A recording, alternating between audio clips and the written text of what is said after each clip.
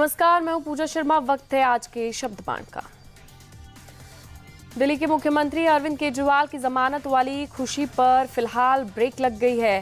Delhi high court ने ED की याचिका पर सुनवाई करते हुए ट्रायल कोर्ट के फैसले पर अंतरिम रोक लगाते हुए कहा, फैसला 2 से 3 दिन में सुनाया जाएगा। केजरीवाल के बेल ऑर्डर पर हाईकोर्ट ने स्टे लगाया तो आम आदमी पार्टी बिफर उठी। पार्टी के नेता सौरभ भारद्वाज ने कहा कि आखिर बेल ऑर्डर आए बगैर हाईकोर्ट ने कैसे स्टे लगा लिया।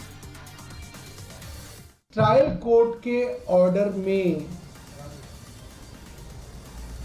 ईडी के केस की धज्जियां उड़ा दी गई और कल जब अरविंद केजरीवाल को इन महिला जज ने बेल दी है तो इनके बारे में क्या क्या आज हाई कोर्ट में कहा गया वो शर्मसार करने वाला है कि केंद्र सरकार की एजेंसी एक जज के विषय में ऐसा कह सकती है, ये कभी सुना नहीं गया। मैं हैरान हूं कि जब तक कोर्ट का ऑर्डर नहीं आया था तभी हाई कोर्ट ने कैसे कह दिया कि उनकी जो जमानत है उसके ऊपर रोक लगा दी जाए। ये कभी सुनने वाली बात नहीं है, ये कभी सुना नहीं गया, कभी इस तरीके का कोई मामला सामने आया नहीं।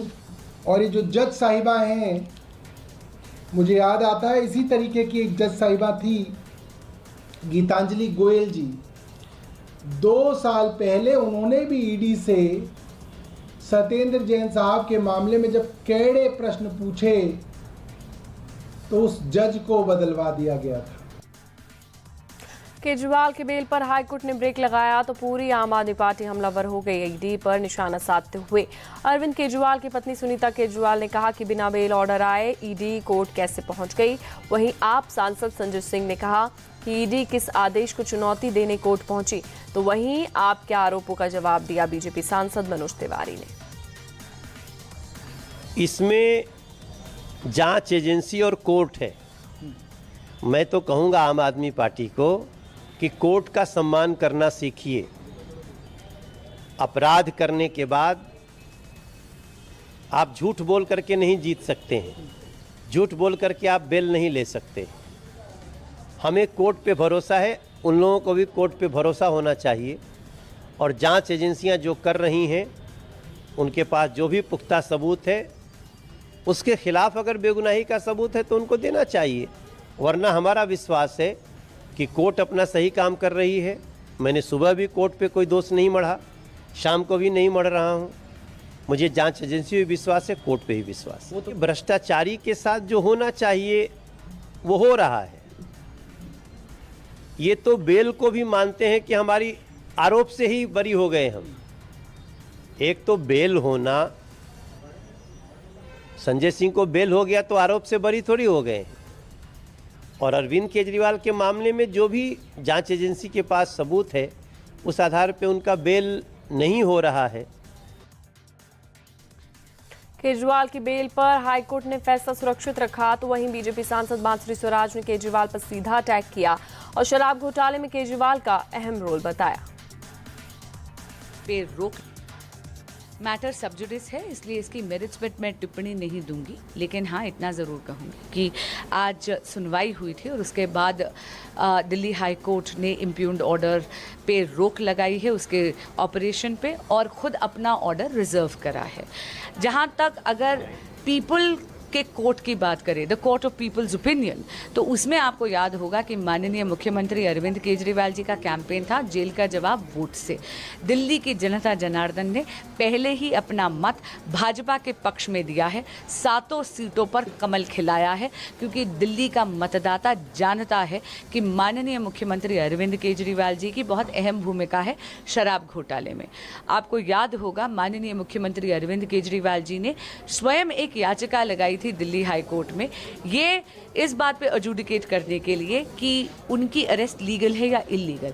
दिल्ली हाई कोर्ट ने सभी सबूतों और सभी साक्ष्यों को देखने के बाद ये पाया कि शराब घोटाले में माननीय मुख्यमंत्री अरविंद केजरीवाल जी की एक बहुत अहम भूमिका रही है करोड़ों रुपए के किकबैक्स लेने की, और इसीलिए उन्होंने उनकी अरेस्ट को लीगल पाया है।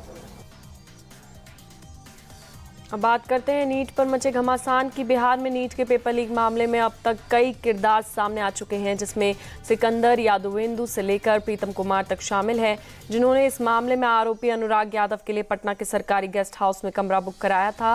वहीं इस मामले पर तेजस्वी यादव का कहना है कि बीजेपी के लोग इस मामले में उनका नाम जबरदस्ती घसीट रहे हैं। ये लोग जो किंग जो है पेपर लीक के, उन लोगों से इशू को डाइवर्ट करना चाहते हैं। जो अमित आनंद है, जो आपका नीतीश कुमार है, ये कौन लोग हैं? इनको क्यों बचाना चाहते हैं ये लोग? आज नहीं कल तो सब पता चल ही जाना है। अरे जो लोग मेरा नाम घसीटना चाहते हैं, मेरे पीए का घसीटना चाहते हैं, इससे कोई फ़ायदा होने वाला नहीं है। अरे भाई, अगर कोई दोषी हो उसको बुला के पूछने में क्या दिक्कत है? बुलाए, गिरफ्तार करें, हमको क्या दिक्कत है? राज्य में सरकार उनकी, केंद्र में सरकार उनकी, जांच एजेंसियां उनकी। हम ही कहते हैं मुख्यमंत्री जी को बुला ले मेरे साइड को। अरे चाहे पीए हो, पीएस हो, कोई हो, बुला करके पूछताछ कर ले। जिस इंजीनियर की बात कर रहे हैं 21 में, यही लोग अर्बन डेवलपमेंट में लाए थे जल संसाधन से। थोड़ा ज्ञान प्राप्त कर लेना चाहिए इन लोगों को। ये सबसे कुछ होने वाला नहीं है। देश की जनता जानती है, जब जब बीजेपी सत्ता में आती है तब तब पेपर लीक होता है। तेजस्वी यादव के बयान पर जेडीयू के नेता और केंद्रीय मंत्री ललन सिंह ने रिएक्ट किया। ललन सिंह ने कहा कि किसे कब जांच के लिए बुलाना है, कब पूछताछ करनी है, कब गिरफ्तार करना है, ये तेजस्वी यादव नहीं बताएंगे। उनके कहने से कुछ नहीं होगा। ललन सिंह ने कहा कि जो भी इस मामले में गुनहगार होगा उसके खिलाफ कड़ा एक्शन होगा, वो चाहे कोई भी हो। ये तथ्य भी सामने आया है कि तत्कालीन उप मुख्यमंत्री और पथ निर्माण विभाग के जो मंत्री थे, उनके निजी सहायक के अनुशंसा पर उन लोगों को एनएच के गेस्ट हाउस में जगह मिली थी। उसकी जांच हो रही है। जो कानूनी रूप से होगा वो कार्रवाई होगी। तेजस्वी जी के कहने से न किसी को गिरफ्तार किया जाएगा, न किसी को छोड़ दिया जाएगा, लेकिन जांच होगी और तथ्य और साक्ष्य अगर मिलेंगे तो जरूर कार्रवाई होगी और निश्चित तौर पर कार्रवाई होगी। उन्होंने कहा कि जब से वो पीएम बने हैं इस बार रेल दुर्घटना पेपर लीक केवल हो रहा है। अब उनका बोलने का काम है, क्या करिएगा? बिहार में सब सीट जीत रहे थे, हार गए, तो आप कुछ बोलेंगे ना भाई। तो कुछ बोलने के लिए बोल रहे हैं, उसको सुनिए और उसका आनंद लीजिए। नीट पेपर लीक में बिहार के डिप्टी सीएम सम्राट चौधरी की एक तस्वीर आरजेडी ने शेयर की और दावा किया कि तस्वीर में दिख रहा शख्स नीट पेपर लीक का मुख्य आरोपी अमित आनंद है और सरकार पेपर लीक में शामिल मास्टरमाइंड को बचा रही है। आरजेडी के इस आरोप पर सम्राट चौधरी ने जवाब दिया। सर, नीट परीक्षा को लेकर जो बवाल चल रहा है सर, उस पर कार्रवाई चल रही है, सीबीआई जांच चल रहा है और बिहार में भी जो लोग इसमें इन्वॉल्व हैं सबके खिलाफ कार्रवाई चल रही है। आरजेडी के द्वारा एक ट्वीट किया गया है जिसमें आप जो मुख्य आरोपी हैं अमित आनंद, उसके साथ आपके फोटो शेयर किया गया है। देखिए, एक चीज समझिए, पॉलिटिकल तौर पर कोई मिला हो तो मिल सकता है, लेकिन एकदम स्पष्ट रहिए, मैं व्यक्तिगत संबंध किसी से नहीं हो सकता है। ये पूरी तरह जिस पर भी है, जिन लोगों ने भी गलत किया है, उस पर पूर्ण रूप से कार्रवाई करनी है।